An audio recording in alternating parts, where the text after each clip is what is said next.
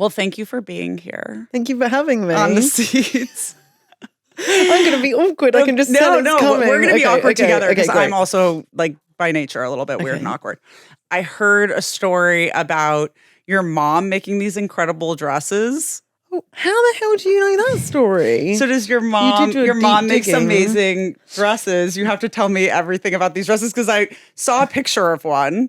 Oh yeah. Oh, wow. Oh, we pay attention here at the Seeds. Oh my gosh. Okay. Only when we were very, very young. Yeah.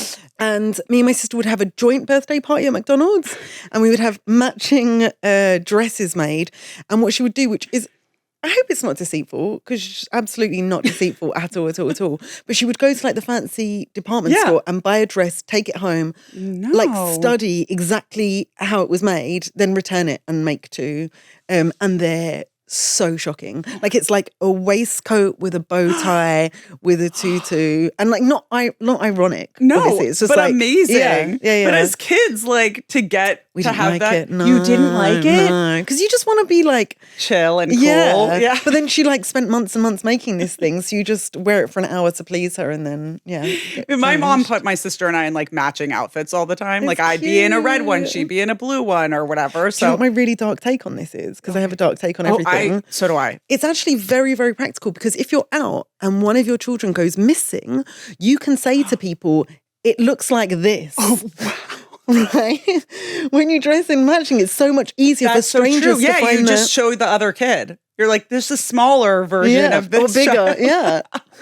Anyway. Oh my God, I love that. So the Seeds is because of this contraption right behind you. Those are the Seeds. Okay. There's a mix of different things, questions, activities, and whatever. And some of our guests, and you'll do at the end, write their own little activity. I love that. So I love that. if you twist it like a regular you gumball machine, okay. One will come out, and that one's for you. Okay. Oh my gosh. And then if you read, and then read it aloud, and then we'll see what it says. Can I just say the last time I did this, I was on a bus in Iraq, and it was like a team building activity thing. And I was with a bunch of foreigners, and their questions were so dumb. Oh, God. Now I'm scared. Someone like, we all had to put them into a little basket thing. And then I just read it and just pretended that I got asked a totally different question and replied to the question I wanted. I remember at the end, someone was like, it's so strange. My question didn't get asked. And I was like, yeah, I wonder how that happened. Anyway, I'm not going to do that now. I'm going to actually read the thing. And this is from Melissa Barrera. You got Melissa Barrera. Yeah, I don't know if you noticed, but you probably didn't notice. It was rolled up like a little heart. Oh, I did it. She made it like a little heart. No. Okay, thank you for telling me that. Okay. Tell us a turning point in your life that centered you in who you are or why you came to Earth. Yeah, like your purpose. Do you know what your purpose is? She was telling me about her purpose. And so she thought that one of her purposes was patience. Mm. And so I'm curious if you feel like you know what your purpose is. I don't know what mine is yet. So. Okay, that's quite reassuring. I also feel like patience, I always think when people are talking about purpose, it's like some kind of goal or something rather than like an attribute. So that's really interesting to describe her purpose as patience. Do I have a purpose? No, it's really interesting. My career started out in the humanitarian sector. Yeah. And in humanitarian work, which actually takes a lot of its origins actually from the medical field and from doctors' work, the first, I don't know, there's some Latin for it. I've forgotten what the Latin for it is. But the first principle of all medical and humanitarian work is do no harm. Yeah. And it's funny, when I'm thinking about things like purpose, and even in journalism as well, I'm also even working from that premise of like, I don't want my work to actively do harm. Oh, wow. I think it's really, really ambitious to be believing that like your work is going to actively like change something, especially when we're talking about things that obviously we're going to get to that are just feel so hopeless actually. That instead, I'm just working from that very, very, very small starting point of just do no harm. So you have like the Hippocratic Oath while you're working. I love that. Yeah. And I think so much of journalism does actually do so much active harm. Oh, yeah. Yeah. I mean, obviously. Yeah. I mean, at this point, basically, much of journalism is propagandic, Yeah. you know? Yeah, I would agree with that. I would say that, if you are writing a piece of journalism and your entire first paragraph is what the US government has recently said or what the Israeli military have said, and then it's in the 12th paragraph that you're questioning that or you have some kind of counterpoint, what you are essentially doing is providing state media, because we already know as journalists, a ton of people are not getting to that 12th paragraph. So you are just effectively parroting what these like agents of power essentially are saying. 100%. Yeah, I think a lot of journalism is doing a lot of harm. And one of the things that I think is quite interesting is that, BDS has been so effective. And I would personally argue that some of these journalistic sources have actually done more 100%. to support the genocide than Starbucks or McDonald's have, say. So I really hope that we also, again, we're thinking about do no harm, not only from the perspective of actually making the journalism, but also from a consumer perspective, right? Like that we don't want to be buying things or reading things or listening to things that are implicated in the genocide. Yeah, a lot of people don't think of it that way. Yeah. So Because we feel so powerless. We're just like, what difference does one click make? But actually, no. Makes a huge difference. Yeah. I mean, if of course, one person doing something doesn't feel like anything, but every person is one person. It's collective action. Yeah. It's like if we don't believe in that, then what are we doing? What are we doing here anyway? Yeah. 100%. Yeah. So you have so many different... you have so many different paths you're on, I feel. I feel like I'm similar in that, but definitely not the same as you. I guess my question is, who is Mona Chalabi? Oh, I don't know if I can answer that, Alana. Who are you to you? And that's okay. If I could say you're a journalist and you are a creative director and you're an artist and now you're a producer and, so many different things. But like, are those the things you think about yourself? Because I'm not what is, what comes up when I'm Googled. Yeah, totally. Yeah. I'm actively trying to think of myself less in those terms because I think that actually my career was so self-defining, like I almost couldn't differentiate between what I was doing professionally and who I am personally. Yeah. So I'm trying to separate out those two. But it's funny that you started with journalist as a descriptor, because I feel like I've kind of like was starting to like drift away from that as I was doing more and more stuff in like scripted and these other areas. But actually, especially again since the start of the genocide, I've been drawn back to that label. And I also feel like it is the through line in all of my work. Like even when I'm making illustrations, even when I'm actually working on a scripted show, there's still like this journalistic process in everything that I'm doing. Like even, I was working recently on an animated show and like I'm looking up like what was the fashion of the time. I'm trying to understand like what were the headlines, like literally real headlines, what was happening on Fox News at the time. And then that's informing like this totally fictional writing that we're doing as well. So I think the journalism is really, really key. And that's like now how you feel like you're defining yourself more again. Even though I just said I don't want it to just be about my career, but like I can't help it. Like, I also feel like, I don't know.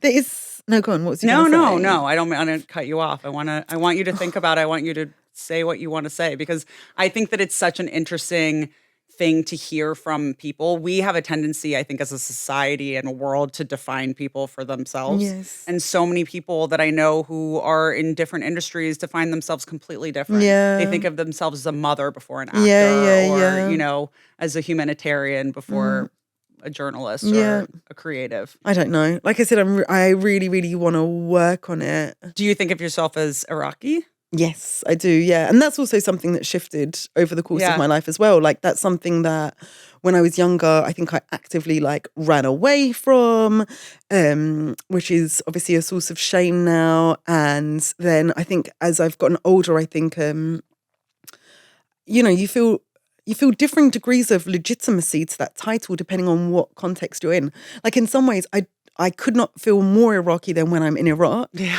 And I also could not feel less Iraqi than when I'm in Iraq. Because, they're speaking Arabic on another level than I ever could. I can't even speak Arabic. My Arabic is very, very bad. Mine's like really bad. And I also think it's really quite toxic, actually. It's funny, I went to see a play called Baghdadi by this Iraqi woman that's fantastic. This was years ago in London. And one of the first questions from the audience was, do you speak Arabic? Yeah. And she was like, I'm actually not going to answer that question because I think it's used as a way to stratify us to determine who's more and less Arab. And I really actually appreciate her withholding that information. There's a part of me that's like, why am I even telling the camera right now that my Arabic isn't great? It's like this confessional. Yeah, that's true. like, I'm not, like, you don't need to say, like, you are, I am. Yes. But anyway, my relationship to those, to that language has, that term has really, really shifted. But again, it's like, it also feels like it's quite inextricably tied to my relationship with journalism in a way, because, you know, I was a student. I was in high school when the Iraq War happened, and I remember seeing all of the journalism around it and being told by friends and family that wasn't true what we were reading, and that you know helped to create the conditions for war. And it kind of blows my mind that we're just here all over again. And it's not actually all over again. It's been a continuation. 100%. The Iraqi and the journalist are definitely together. Like, I don't know if I would have gone into journalism if I hadn't been Iraqi. Like, it was also this desire to be like, this is really, really wrong. And be part of that conversation. Yeah. Naive, very naive. I mean, isn't everything that's really kind of radical a little bit naive? Yeah, you know what I mean? You have to be. You have to be, yeah. Yeah, I mean, you have to kind of go into things with like a little bit of optimism and hope. Yeah.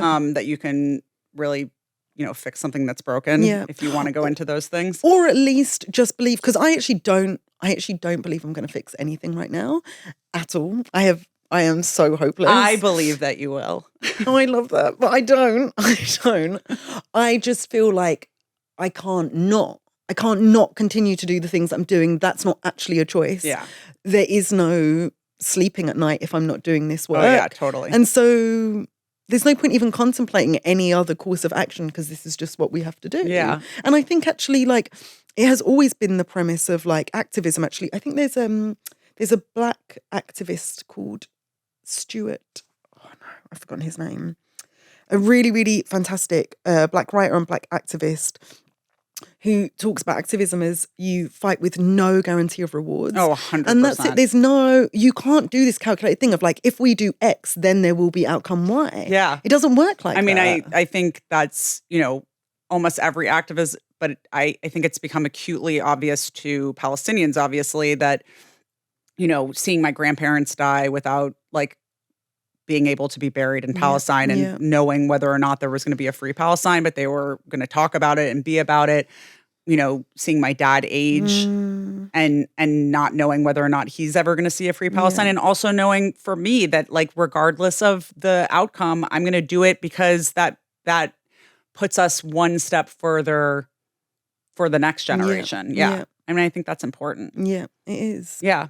What was your childhood like? Oh God, big questions. I'm like, are they? Because if we were just sitting at a party, I might ask you this. Really? Oh, totally. It's really nice. I don't know if I would at a party. I'm not a surface question person. Yeah. Small talk is actually hard. It's very exhausting. I think it's very too. Exhausting, yeah. What was my childhood like? It was, I mean, wait, give me some, just so I can cheat a little bit. Give me like some adjectives about yours and I can say whether or not I agree or disagree. Totally. Okay, so them.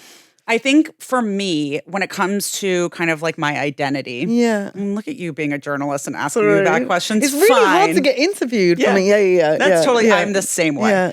No, actually, I love being interviewed. I'm a Leo. So I think for me, I came from a very privileged childhood, and I recognize that completely. Obviously, I don't know that I recognize it as much as a child, although my mom was very grounding with me.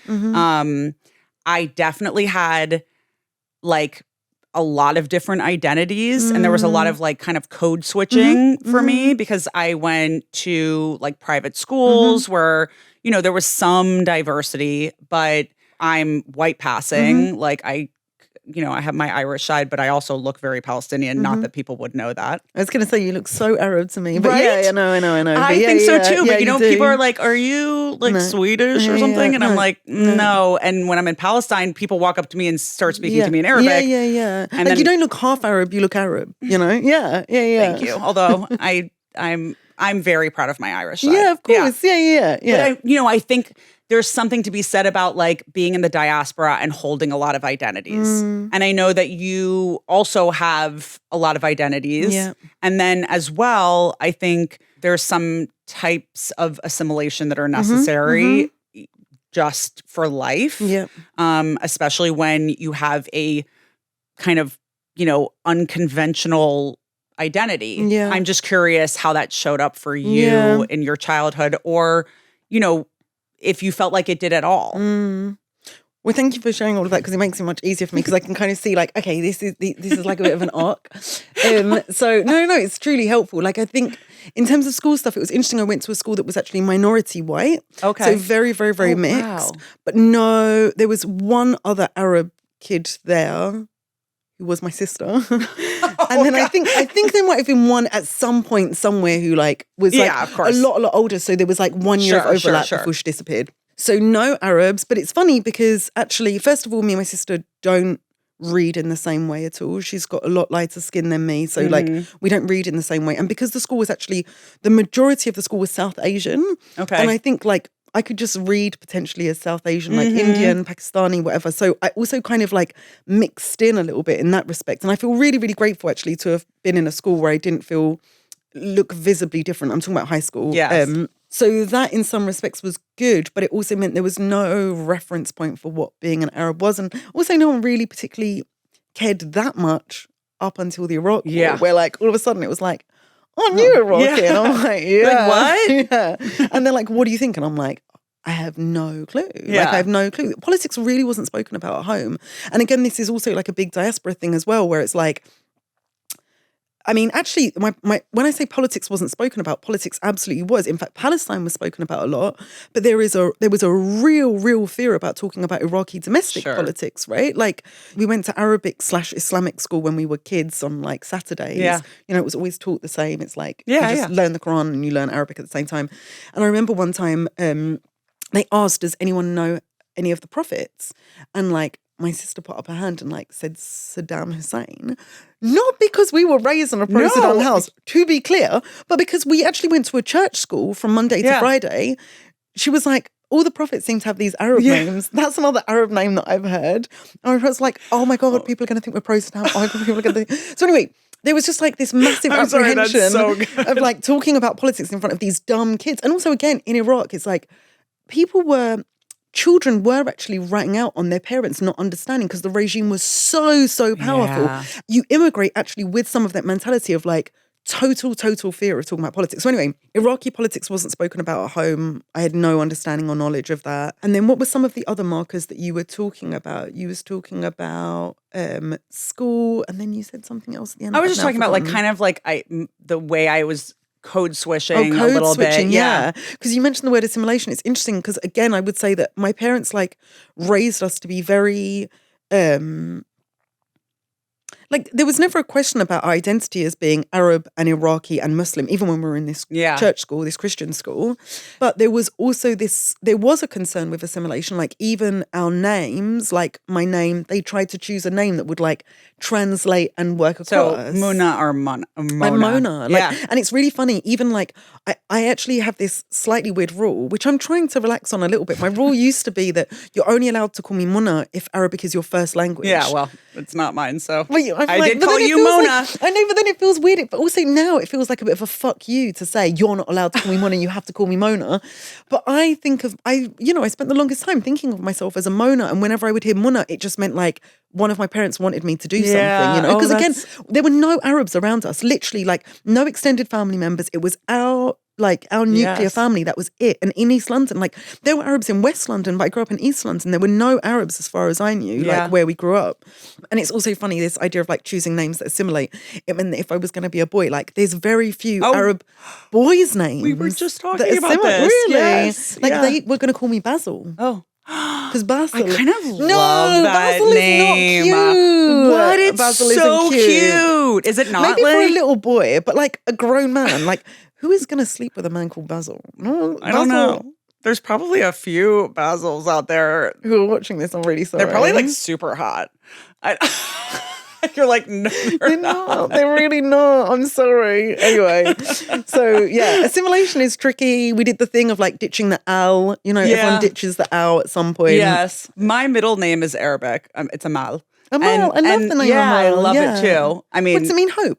It means hope. Yes. Yeah.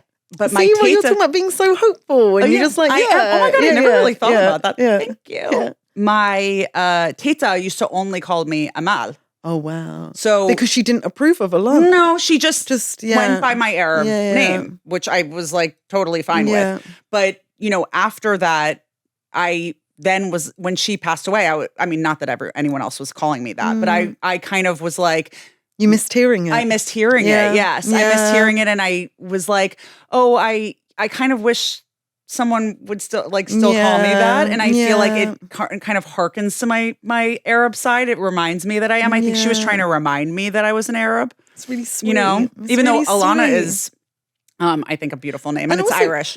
Is Alana not Arabic as well? There are versions that are close to it, but no. No. I mean, not that I know of. Mona's also very Irish. They were very excited. It was an Irish name too. Yeah. It's a good name. You it's a and good me name. with our Irish names, just walking around being Arabs and Irish. I love it. Love the Irish, honestly. Kind of speaking of which, I think we have something in common because you went to an all-girls school. I know a lot about you. Research is a bit Girl, creepy. I'm it's a bit you. creepy. Well, journalism over here. Yeah. It's good. It's good. You're like, you went to an all-girls school too. I went to an all-girls school too. As far as I know from this school, you had houses, right? Oh, I know shit. But that means that you not only found out which school I went to, it was like this strange grammar school system in the UK, but you like looked up the, I also have like phenomenal producers on the show. Okay, that's good. Yeah. Let's be real here.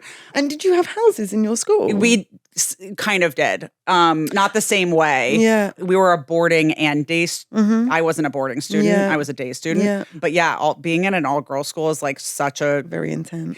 But there's much more of them in Europe and in general, like in London and England. There's a lot of. And it's not just a sign of a private school. Yeah. Like my school wasn't a private school despite it being separated. And I still think I would have been such a different person if I hadn't gone to an all-girls school. Oh, really? I really think it's very pivotal and very... In what way? I think I'm still trying to figure it out. I definitely was like a freak around boys for a long time.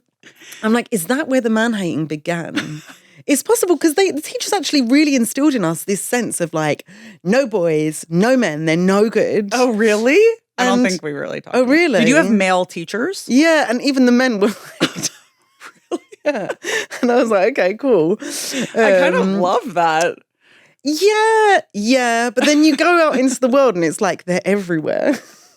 You're like, and you're right, they are scary. Yeah. Like I choose bear. Yeah. It's not good. So anyway, I think it was very formative. I think what was weird about my school is that it was kind of cool to be academic. Mine too. Yeah. Very which I think cool. is a very, very important thing, that it's like not like cool to like not study. And I don't know. Like, I mean, that's okay if people don't want to study. So you had houses. What house were you in? I think it was called Repton, and in retrospect, I think they were all named after problematic white men, which is so messed up for all girls' school. Yeah, it feels kind of apropos. Let's be real. So bad about like an all-girls school that are named after men. What were they actually? I think one of them was like a gardener that worked the grounds. It was like in a former mansion. Oh, really? This old mansion. And you would like have geography in like one of the bedrooms, and you would have history in like one of the drawing rooms. Really weird. Do you have any weird classes? Because I was a freshman in high school, and I was taking life drawing, like with actual amazing. Like with nude models from 6:30 to 9:30 at night. It's really good. I think it's actually really healthy. No? Oh, totally. Yeah. But like, also like what we function more like a university. Okay. No. It wasn't that. There was some kind of niche stuff like you could study child development. Oh. And I studied child development, which I thought was really interesting. And even now when like my friends have kids, I like know some really fucking weird facts where they're like, how do you know that? And I'm like, child development. It feels like it's kind of your job to know weird facts. I guess. But like, you know, I don't know, stuff about like the baby's skull. There's some things I'm just like, I don't need to know. Soft. It's soft, and then like, you know, it's soft so that it can come out, but then there's the hole. You know, there's the hole. I'm sorry. There's a hole? Oh, in the skull. In the top.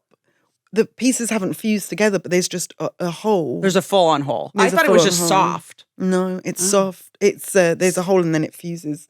Now I'm like, oh God, what are the things I'm saying wrong? No, that's probably right. Yeah, anyway. And then someone is like at home being like, that's wrong. No. Some weird stuff. How dare you say that about babies?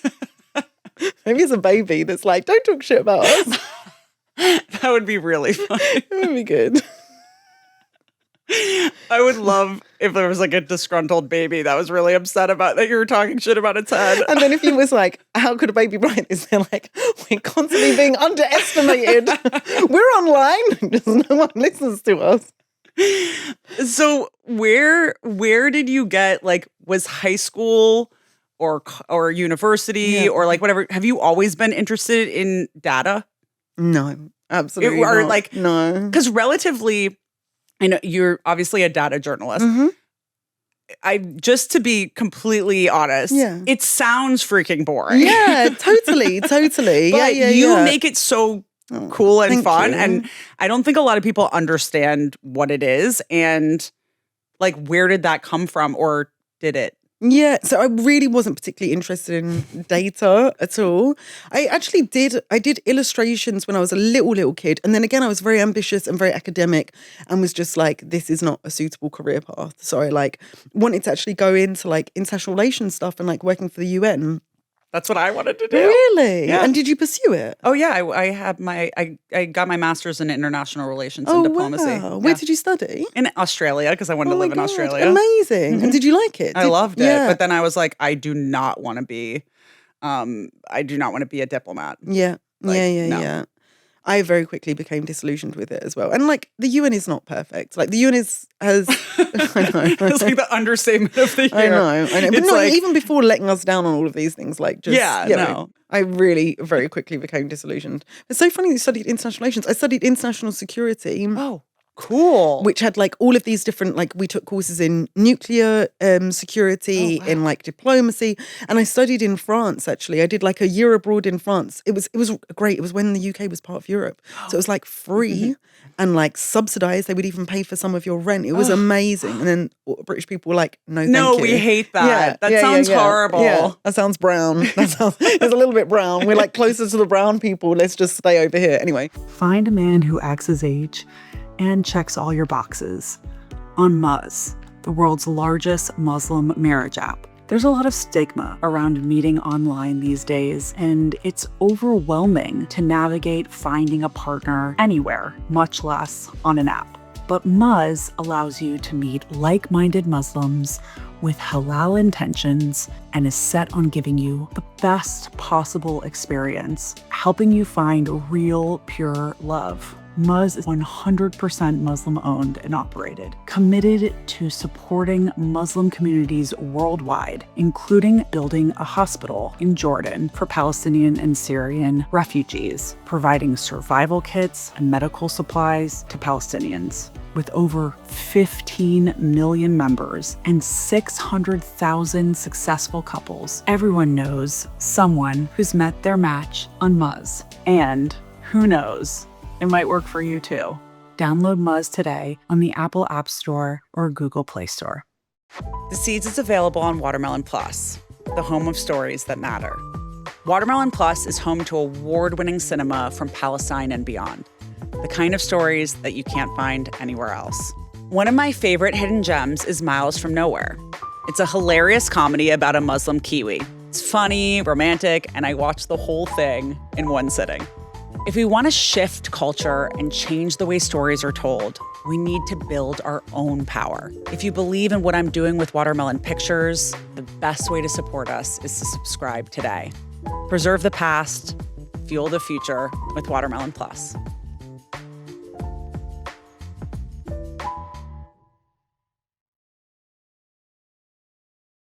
So I left university, started working for it's now formally become part of the UN, I believe, but it used to be like one of the agencies, and it was the International Organization for Migration. Oh, yeah. And actually I wanted to work on Iraqi issues. So at the time I worked for the International Organization for Migration's Iraq office that was based in Jordan. Yeah. Because the security situation was too bad.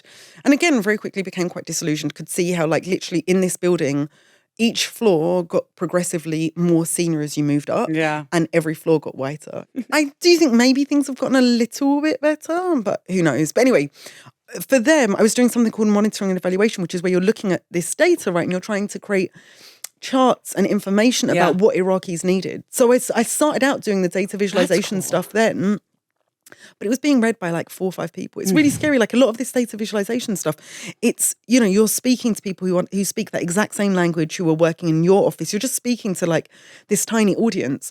And that's really, really bad for accuracy, actually. Yeah. Like when you have a big audience, there's always someone that you're speaking to who knows more about the thing than you do, who can put up their hand and say, actually, you got it wrong. And so I read all of the comments religiously. Like I always know that I'm going to mess something up. So anyway, I moved into journalism so I would have this bigger audience. And yeah, people are still constantly correcting me. And I don't know, it's probably not good to talk about them all the time, but I'm, such a negative person. I love actually talking about all of the things that I've like messed up I think it's just so fascinating because it's also like I make the work completely by myself and my brain will think in a certain way and it will make sense to me. And then you publish it and something different happens. Like a piece that I recently did was about, yet another beheaded Palestinian baby, right? And so I wanted to show like how many, you know, again, I was thinking about how I was in New York after October 7th and there was a woman that was literally running down my street screaming at the top of her lungs, talking about like, they beheaded 40 babies. Why does no one care? Why does no one care? And then there was some kind of scuffle between her and someone else. She started screaming at them. It was like it's wild. I think, I just think about how like, I don't hear us like running down like losing our minds like that, even though we're feeling it, you know? It's like a certain entitlement to doing that. To get to do that and to feel safe to do that. Yeah. So I wanted to come up with a very simple table, right, that is about claims of beheaded babies versus actual beheaded babies that have been found. And actually, it documented. And actually that gets really, really complicated, right? Because even this language of claims of beheaded babies, Palestinians actually haven't been claiming like they're just literally showing it. They're just showing the cameras like, here is a child, like here is a child who has been killed in the most violent and brutal way imaginable. So the language of claims doesn't really make sense. So is there like another word that I could use instead of claims? So I ended up saying claims and evidence. So it's Israeli beheaded babies and Palestinian beheaded babies, claims, evidence. So it's 40 claims, Israeli claims, 0 evidence, 3 claims of because otherwise if you do 0 claims and 3 babies, I don't know. So that gets really, really hard, the language. And then when I published it, and I thought I did like, you know, this kind of works, someone commented that the language of Israeli beheaded babies is actually kind of confusing because it makes them think of babies that have been beheaded by Israel. Oh. And it's true, like I hadn't thought in those terms. I wouldn't have thought of it that way. And so actually, like so much of the work isn't even just about the visual depiction and the color choices and the scale. That's a good It's point. about language. Semantics. I'm constantly going back in and you're thinking like, that's even the language of like beheaded. I mean, most people understand beheaded, but I'm also trying to think like, will someone who speaks English as a second language understand this? Will someone who is dyslexic be able to understand this or this like particular word choice? I test all of my illustrations. I mean, I try to. Sometimes I actually forget it, but I should really, really do it all the time through this app called Color Oracle that I really recommend, where it's like these different plugins you can use to look at your screen as if you are colorblind. Oh. So I have to see if I'm using this color scale to say this is like higher rates and this is lower rates.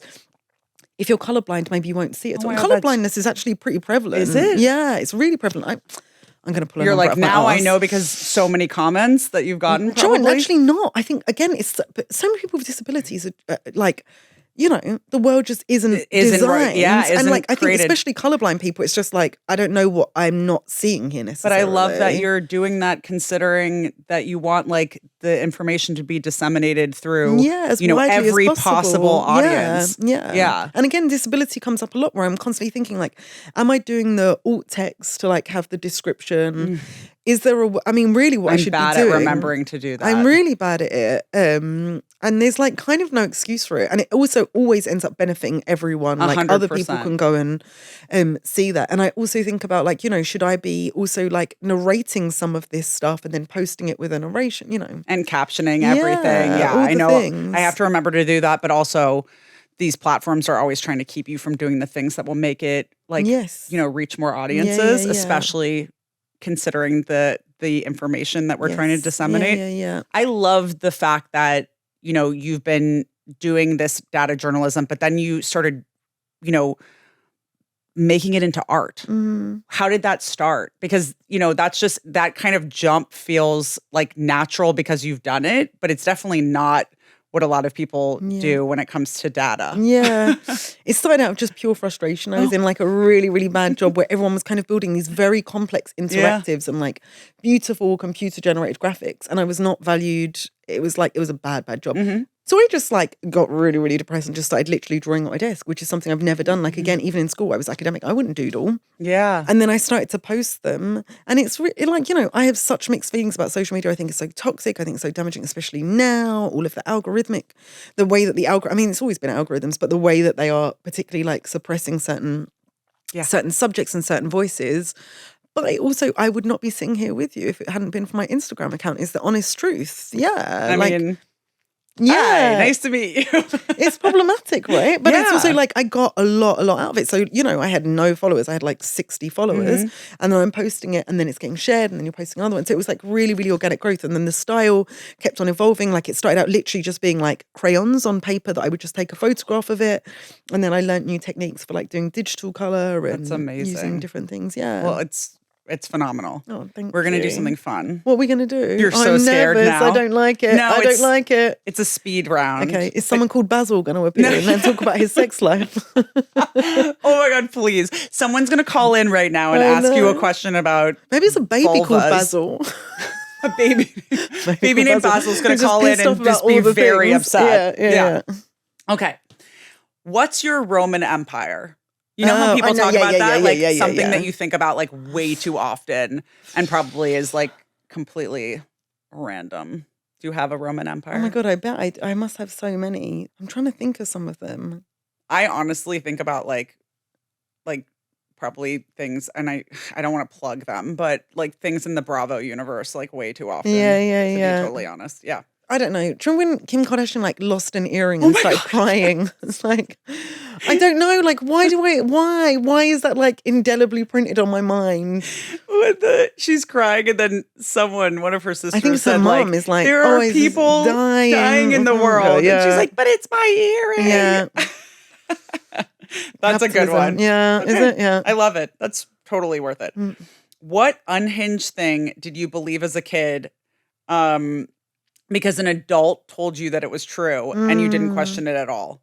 Oh, that's also really interesting. My parents never ever did that. Like there was none of that. Oh, none really? Of that. Yeah. Like even my mom told me afterwards that she would leave the British Medical Journal. She was a gynecologist. Yeah. She would leave the British Medical Journal open to double-page spreads about sexually transmitted infections, hoping that I would like read it and better inform myself. I'm like, yeah, no, I definitely wasn't picking that up and looking at what the rashes were. I was closing the magazine. That's so like, that's like the intelligent, like high level. Didn't work. I really think we were raised in a household where like that would have been considered like a form of deceit. There were no like that's fibs or anything like that. Yeah. I can't think of things that I believed that were wildly off. I also actually, now that I think about it, I don't think my parents did that thing. Like where they were like, if you do this, the police are going to come get you or whatever. Like my parents weren't in that either. Yeah. Okay. I love our parents. Yeah. Like truth-telling queens and kings. Yeah. What's the least sexy but most fascinating statistic you know? Oh. Or just it's going to be so hard. Most fascinating statistic. Or like one that you're like most obsessed with. It's only in the context, it's really, really not that interesting. Well, maybe it is. Okay. And you don't know. It's just the one that is coming to mind right now. Because I was talking to somebody last night about dating stuff and they were asking me like, would you date someone who was older? And I was like, not 1 month older than me. And I've written in the past before about like why I don't believe. I mean, I'm also adopting a position that's quite radical to be like a bit provocative. Like I'm actually not of that, course, yes. You know, not that extreme. I have lots of friends who have dated older, but I actually think it's very, very detrimental to women when they are dating older men. Okay. And so the statistic was going to be that like the average age gap in heterosexual couples is 2.3 years, where men are 2.3 years older than women. And that's just been such a real? long... Yeah. Wait. The average age gap in heterosexual couples is for a man to be 2.3 years older. So does that really surprise you? Yes. Why? I actually think that there's so many more couples where the man is significantly older than the woman now. Oh, I see. But it's also that there's a lot who have like met in college, let's say. True, a lot and of they're people the who are the same same age. age, and then that balances out. And then the numbers come down. Yeah. But like, what do you feel is detrimental about it? Because like my fiance is like so much older than me. No, I'm Oh, just kidding. really? Oh, no. He's not. He's only thank 4 God. years older. Okay. So, yeah. But I'm like, but what's wrong with us? Tell me. Well, it's funny because I think that, again, in every other part of my life, I think about the efficacy of collective action, right? True. So, if there's a problem at work, I believe in unionization. If there's a problem with US foreign policy, I believe in collective action on that. And I think there is actually a problem in straight dating, but women aren't really doing collective action around it. Tell me. So, when women say, oh, like, guys my age are just useless, I'm just going to date a guy who's older, they're more mature, they're contributing to this problem where men don't actually have to act their age because Until they know they're older. Yeah, they know that when they're 42, they can get with like a woman who's 38, 37, 35. And so if we collectively were to actually withdraw our consent and be like, no, we're not doing this, then it would, I think, hopefully force straight men to behave differently. But there is no collective action among women when it comes to straight dating, and that's a massive problem. And it is the patriarchy doing what it needs to do, where it's like survival of the fittest, of like, I'm just going to try and like get the least disgusting man I can get. You're blowing like, my mind. Anyway, 2.3 years. It's such a long leap. It's because I was just thinking about this morning. This is your like rule that you would only date someone that's 2.3. Did you say a month? No, I wouldn't even date someone who's a month older. I mean, whatever. I have been known to break the rules If slightly. someone what month are you born in? No. I also, that's another hot take of mine. I'm so anti-horoscopes. I'm not doing knows horoscopes. my birthday. I'm just curious what month you're in. No. You wouldn't even say it? Yeah, because then they can delineate. Because then they'll tell you. Yeah, they'll like figure, or they'll narrow it down to just like, a couple. Anyway. I'm like, I want to guess. No, everyone wants to guess. I was at a dinner party with like an actual horoscopist. What's it called? I don't think that's astrologer. Who like it and was like this big astronomer. No.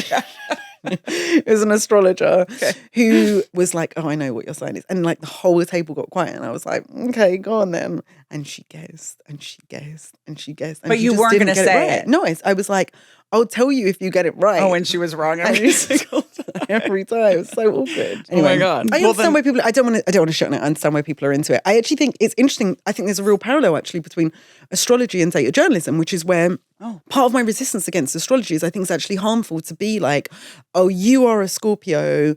I know nothing about horoscopes. So you're going to be X, Y, Z. And then that reinforces people's behavior. And it's really interesting because in France, there's a very different culture around data gathering, right? So you know that, for example, in France, it is absolutely forbidden. It's part of laïcité to collect any statistics on religion, right? So France doesn't know how many Muslims there are in France. They don't collect data on that. And what that means is that it's really bad because Muslims are consistently discriminated against in France. And so there's no national statistics to show, for example, if, the Muslim unemployment rate in this particular industry is this compared to the non-Muslims, right? So it then becomes hard to inform policy if you don't understand what's happening. However, the flip side of that is, again, to go back to horoscopes, is that actually it's quite harmful. If you're like a 16-year-old Arab Muslim boy in France and you're being told, oh, actually, based on our data, there's an 80% chance you will never have a decent job, you'll never graduate. What does that do to your psychology and your mindset to be told that the odds are so stacked against you? So to go back to the do no harm thing, I think about like not only the pressure to get it right, but it's also like, what does this do to put this information out in the world? How does it make people feel? Does it actually crush people's spirits and make them feel hopeless? Yeah. And obviously there's a duty and a responsibility to inform, but if that act of informing people has a detrimental effect on organizing on people's lives, then that I think also should force you to like question it. And a lot of journalists kind of shy away from it and they're like, no, we just put out the truth. And that's not true. They're making decisions all the time about what to publish and what not to publish. Everyone has a bias and you have to represent it and think about it. Yeah. Well, now that you... No, these are amazing. Okay, no, please. Okay. I want to hear from you. That's the whole point of the questions. Okay. And now that you just blew my mind about something really important, let me ask you a question that you're totally not going to want to answer. What's your Real Housewives tagline? Oh no, I never watched it. I'm sorry. I'm really sorry. No, that's actually amazing. I love that you said that. But I think I know it. Do they turn their back? Yes, in my mind, they've got their backs to the camera and they turn around and they say something. I don't do the dishes. Yeah, something like that. No, or they'll I be got like, it wrong. I could tell from your face I got it wrong. They say something that's kind of like about who they are. Like maybe you would be like, they talk about themselves in the third person. Like you would be like, okay, I'm trying to think. Like I visualize data, but but you can't see me, or I don't know, like or something stupid. Okay. Like it sounds like an interesting show. It totally is, and honestly, it's like therapy because you just get to turn your brain off completely. Yeah. I mean, it's not. What's my thing? And you're funny because you do stand up, so I know you can do this. No, I can't. Okay, this is really bad. This is hard, especially. But it's just literally what's come to mind right now. It's really, really bad. Do it.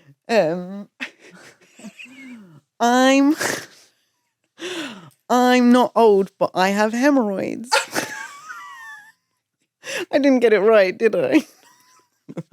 I honestly think it's amazing. Sexy? Are you supposed to be sexy with it? No, sometimes they're like kind of talking shit about themselves. Okay, great. So that was perfect. Okay, yeah, awesome. Great. Real Housewives. It was just a joke, definitely a joke. Yeah, she's like, no, totally, I don't. What Arab snack instantly makes you nostalgic? Oh, that's a really good one too.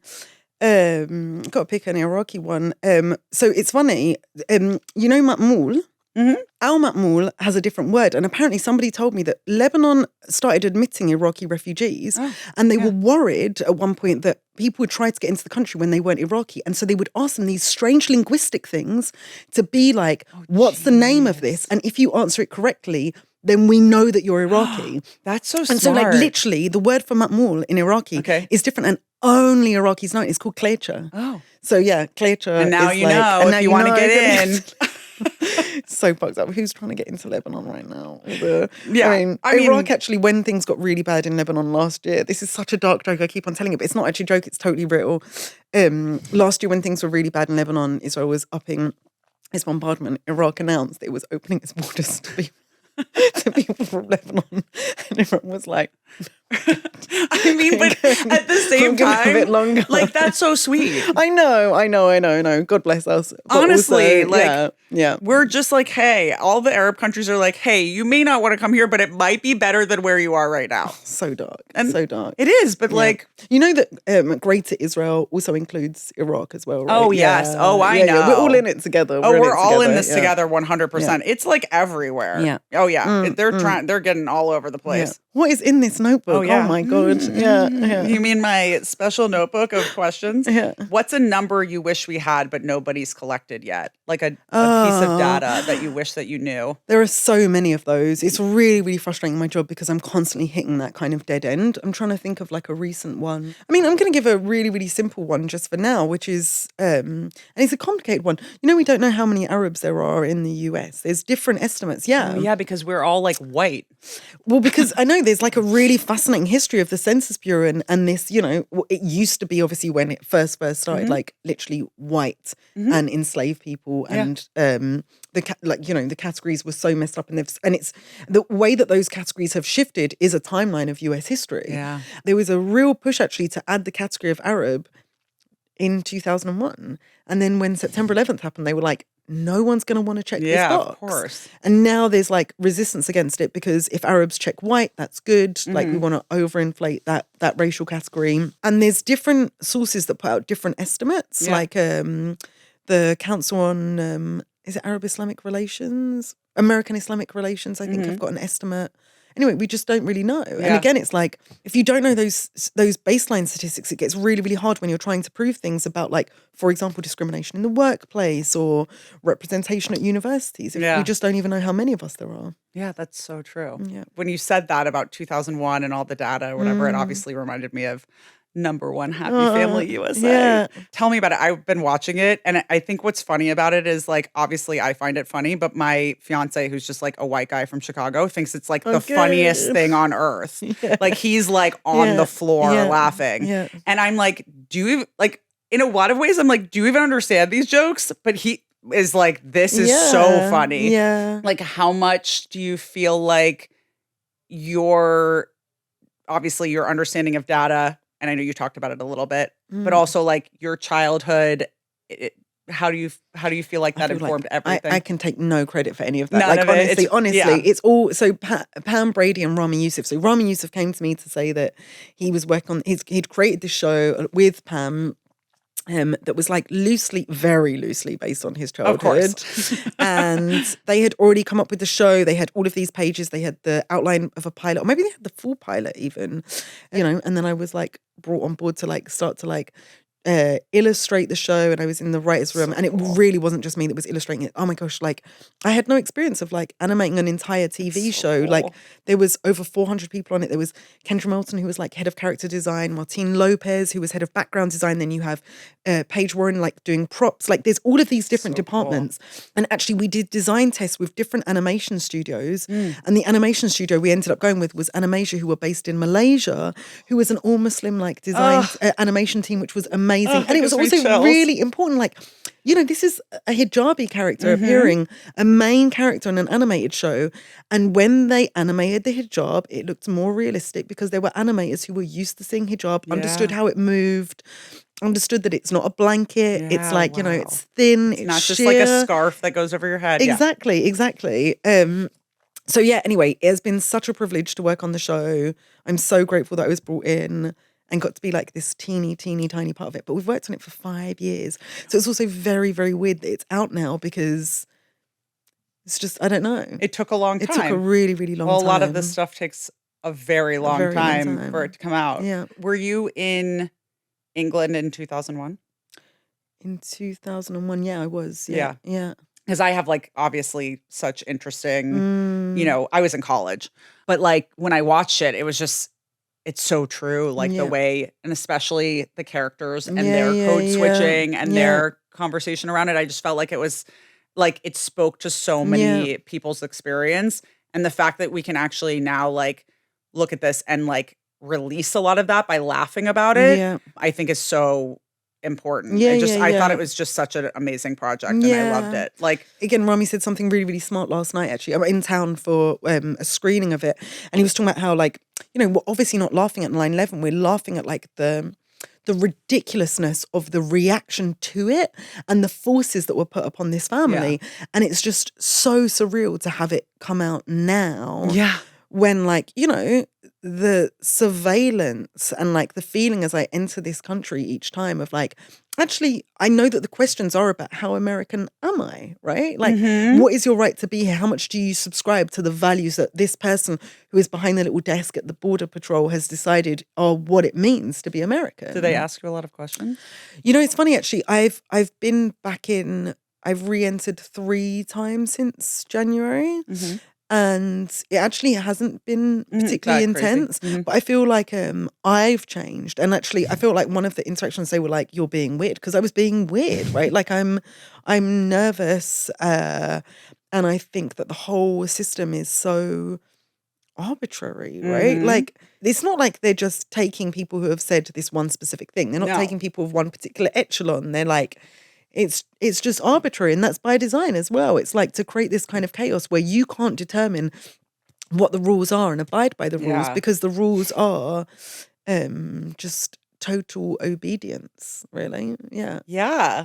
Also known as fascism. Yeah. It's fun. Yeah, it's fun. I mean, a little bit of fear. Yeah. A little bit of sprinkle of fear.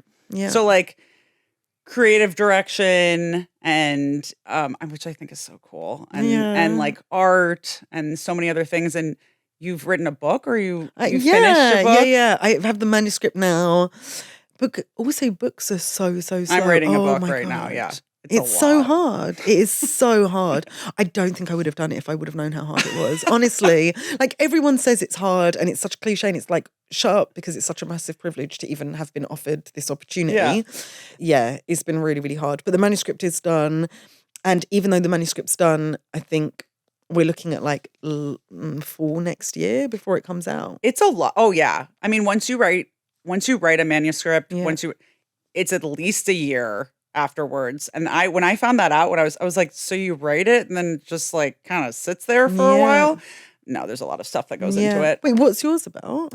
Palestine. Okay. Yeah, it's It's a book about, I'm writing it with my friend, Janan. I love Janan. Oh my gosh, that's amazing. Yeah, so Janan and I are writing it. It's part of a series. It's for children, actually. And I it's saw taught her first book. Yeah. Jiddu's Garden. Yeah, I know. Isn't that so it's so sweet? beautiful. Yeah. So this one's for like kind of young adults, but it's kind of the Palestinian American story. So important. So, I call it Palestine for Dummies, but because that's kind of hopefully there rude will be because it's going to go other to people kids, who but will it's just basically like a yeah. 101 or 100. Yeah. Not even 101. Yeah. So important. Yeah. So important. that's what mine. But you're like an award-winning. You've won a Pulitzer Prize. I mean, that's amazing, and I want to talk about it. Not just to. I know we hate praise. We do. It's like, but especially that one, I don't know. It's just so strange because it's like it's journalism, and I just feel so strange about our industry right now. It's uncomfortable. I thought what was cool, obviously, was your like kind of impromptu speech. I know you didn't. I don't know. Actually, you didn't plan it. I did not plan on it at all. I arrived really, really late to the ceremony. I was actually the last person. Like, you get a Tiffany bag with your little award thing in it. I literally ran in because I was trying to finish up. I was doing an illustration about bias in journalism about Palestine, Israel, and I wanted that to be published before I sat down at that dinner. So I ran in really late, and there was just one little Tiffany bag left. I grabbed it and went and sat down, and the speeches had just started. Do you know what's funny is I think on the night they called it the Israel-Gaza war. And this was like, I think the Pulitzer Prize ceremony was on October 18th, 2023. Yeah, so I think they were calling it Israel-Gaza, and I was just so frustrated. No one was going to say the word, which, by the way, it also doesn't appear in print for most of the journalists that are sitting in that room. They would never write it. They would never publish it, let alone say it. And by the way, this is baked into something called style guides. Okay. So when in doubt, journalists have got these style manuals, right? So there's like AP style guide. And this is really, really important. When your work is getting edited and there's like a question about the spelling of something or like you refer to the style guides. There's no Palestine in the style guide. It just doesn't exist. And that's a way of erasing it, right? Even though it's been recognized by all of these other states, it's saying like it doesn't exist here. Oh, that's crazy. So anyway, I went up and I said this very, very brief, awful comment. I was just so anxious about like how no one would say the word Palestine. And then I just tried to leave as soon as it was over. Like they hadn't even served dessert. I waited for everyone else's prizes to be given. I didn't want to walk out while I waited for the rest of the prizes to be given and then tried to leave. And then this other senior guy came up to me and was like, we only say Israel-Gaza because not everyone supports Hamas, so we don't want to say Israel-Hamas. And I was like, wow, you have completely misunderstood. Yes. I was like, what are you talking about? Not everyone supports Netanyahu and you still use the word Israel. Mm-hmm. Like, what are you talking about? What are you talking about? No, that's and then such a good point. He was like, well, you've really given us a lot to think about, which, you remember that feeling when you're young and like someone says that, like or not even when you're young, it's like very, but it's like, you think you've like covered your bases by saying this thing. And he was like, can I just ask you one other question? Oh, I was like, yeah. And he was like, are you related to Ahmed Chalabi? So Ahmed Chalabi is this guy. And it's actually so important for everything that I'm saying of where it started out talking about like Iraqi identity and being a journalist being intrinsically linked, right? So many of the very senior editors who were working at these places, who were overseeing this coverage on Palestine, they got their breaks in journalism covering the Iraq War. They come from that generation, right? And so Ahmed Chalabi was this Iraqi guy who had been living in exile in Britain, actually, who the Americans tried to install after they got rid of Saddam, who was going to be like their guy in Iraq, right? He was the one who was also saying there are definitely weapons of mass destruction. Oh, yeah. He was also saying, there's chemical weapons, there's all of this stuff. He was the source. You're trying to show like, I actually know a little bit about your country because I know about this guy.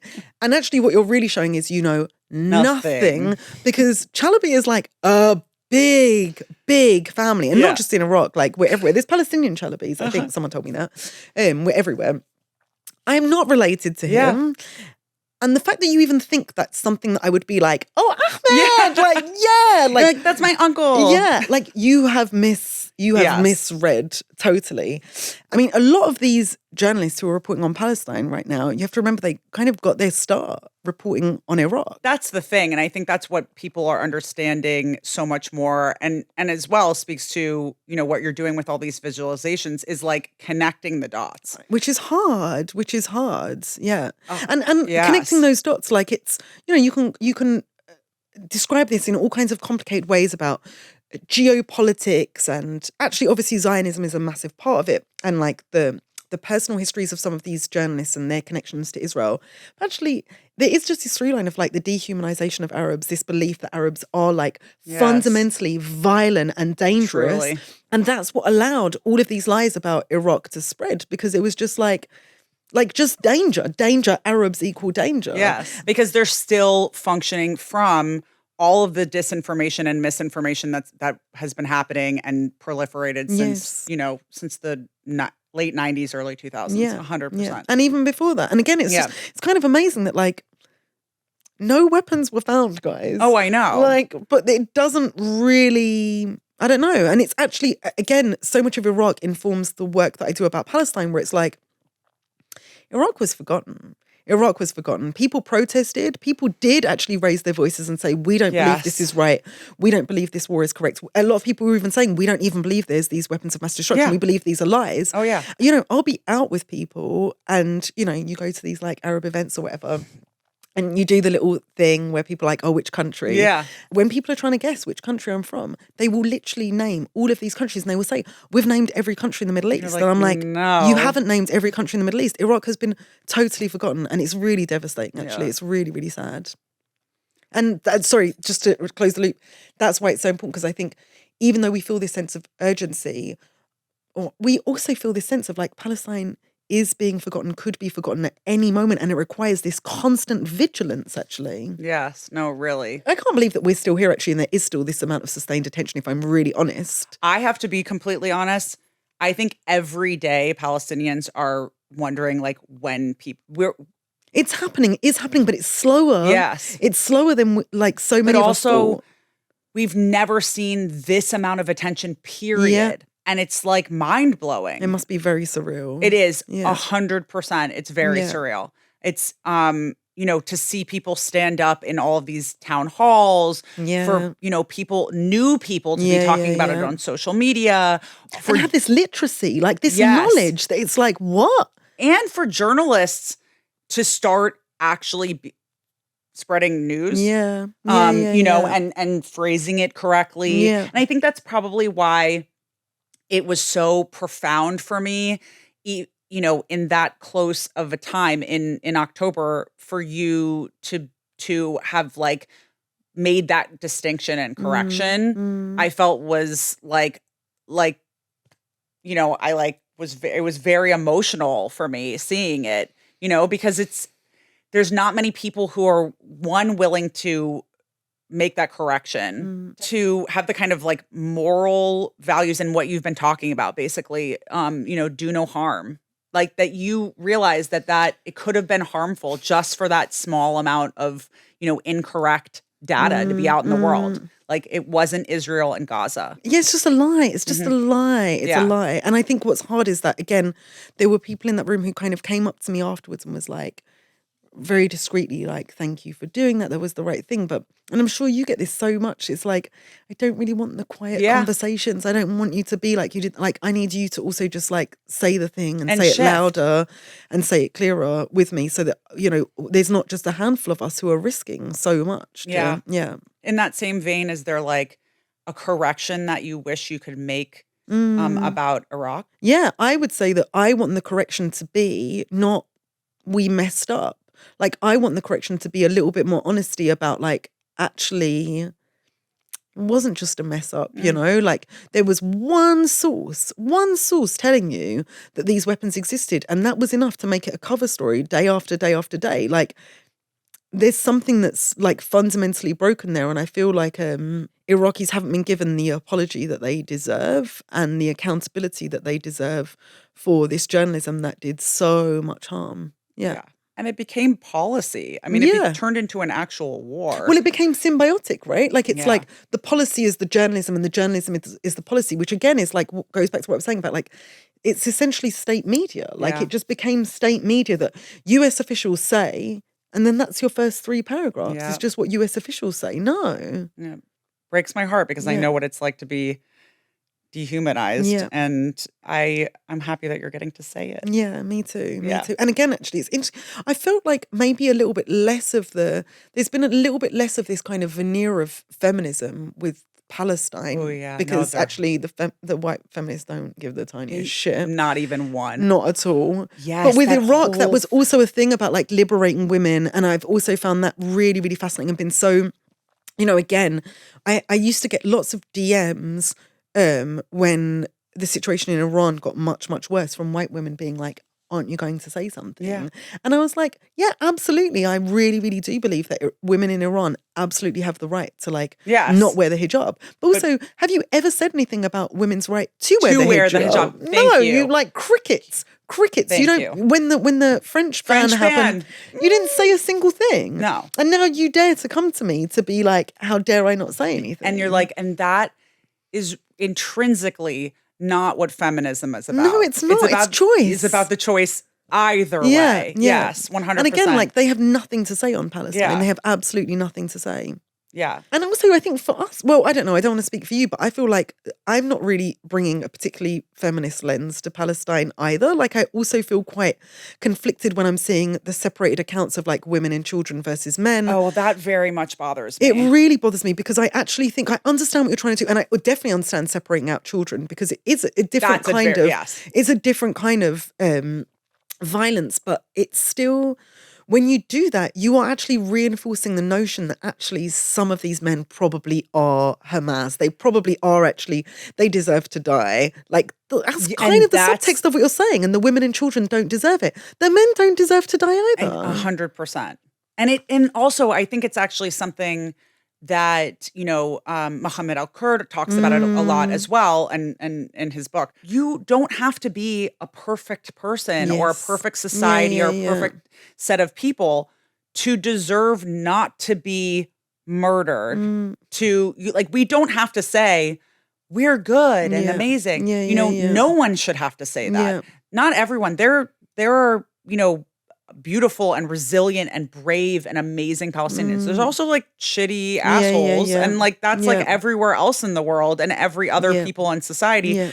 And just because there are people that live on both sides of the spectrum of that does not allow you to then indiscriminately kill us. This idea that like all the things that we're doing, especially what you're doing with, all of the data analysis and all of this kind of visualization is like the pressure that comes with that. I mean, you were talking about a layer to it that I hadn't even thought about, with making sure that it's disseminated beyond, just the people on social media or wherever it's shared, but also thinking about, a layer above, people with disabilities and how to make sure that it's more accessible. Do you feel that pressure when you're doing it? Like, I feel so much pressure. Yeah. And it's really intense, right? Like, I think there are many people who are watching who are waiting for us to fuck up and are very, very keen for us to fuck up. And that is going to happen. Like, it absolutely is going to happen. And so I think it's really hard because it's just me. And again, I'm sure people think there's a massive team behind your social media account. And that's also just not the case. No. Oh my God. It's me. Literally me and my phone. Yeah. I don't know. And I do constantly kind of live in fear. But I also think that fear of fucking up is good. I think it's a really, really good thing. I think it's good for your humility. And I actually think some of the worst journalists I know are actually fearless people who are just like so confident about them getting it right and them knowing a story correctly. Oh, you've just validated all my anxiety. Thank you. Anytime. So 2 things. Yeah. One, I have to write my thing down. Yeah. I knew it. You have to write a question or an activity or something for another guest. And then sign it so we know that it was yours. And we're going to eat some Palestinian kanafe. Amazing. And I brought you some Palestinian za'atar. This is beautiful. Isn't it a cute one? It's it's a Palestinian girl who makes it, and it's so cute. And look at the packaging. Like, I love it. Za'atar never really has like cute packaging. No. She like made it cute and Gen Z. I want to smell it. How have you only done 6 episodes? What's happening? We also have questions that we wrote. Okay. But so many of these are going to go to waste. This is kind of wild. We're going to have season 2, girl. Okay. What shall I write? Maybe we'll have you back because you're fun. We're going to talk about stuff. And maybe by then you'll have read Real Housewives. I mean, read. Maybe by then you'll have read. Really good slip. Will you have read The Real Housewives by then? I hope so. I can only hope. Okay, what's my question going to be? I don't know. And while we're eating, then I'm going to ask you a question. It's so nice to finally meet you. I know, seriously. Yeah. I feel the same way. And I really love Janelle. Oh my God, me too. Yeah. Who doesn't? I know. By the way, Zionist. We have similar enemies as well. Oh my God, I think you and I and all of that, we all have similar enemies. Which is a really bonding thing. It's beautiful. Is. Yeah. Yeah. And I think it also, the one thing I used to really get annoyed with people for not the smallest things. I used to get annoyed with people for really, really legitimate things, actually. But now I'm just like, if we agree on Palestine, I will let you off. What does that say? Shit. Oh, you're never going to know. No, I have to know. You don't have to know. No, because then when someone... Oh, wow. An agent of chaos. Well, that was so amazing. Sorry, that's quite fucked up. You don't want me to know your side and you just throw a seed in there? Oh, my God. Yeah. She's just like... Did I write my name? I'm sorry. It's right on the top. Is it? Please write your name on it because I won't know. Was it this one? Yes, it was that one. Are you sure? 100%. Well, you'll know when you open it unless you don't remember what you wrote. Also, we are so aware. Goods. Yeah, have some kanafe. Okay, and then also I'm going to ask you this question. Okay. So you have to start. What? Yeah, eat it. Continuous. I'm curious about this because I'm just curious about data. Is there, so I know you're like kind of deep and dark like me. Is there a piece? This is delicious. Isn't it? And also good portion size. I love kanafe, but you know when someone serves you a slab and you're just it's not going to happen. And then you feel like you got to eat the whole thing. You really do. Yes. And then you all have the fight with like the person next to you to be like, do it. Yeah, anyway. You take it. Anyway. Okay. Is there a piece of data that you've learned or collected that actually has given you some hope about anything? Mm-hmm. And you don't have to talk with your mouth full. Oh, but I can. You can. Oh, go for it. Oh, because you can hear it. It'll be gross ASMR, won't it? No, You'll be able to hear like saliva sounds. No. Okay, this is a bit of a weird one, but it's so random when you're asking these date questions. It just depends on literally what was the last thing that I saw. And one of the things I saw was about, I don't know which time period. I'm going to say like the last 10 years after a long period of decline of unionization, there has been a rise in like a desire towards unionization.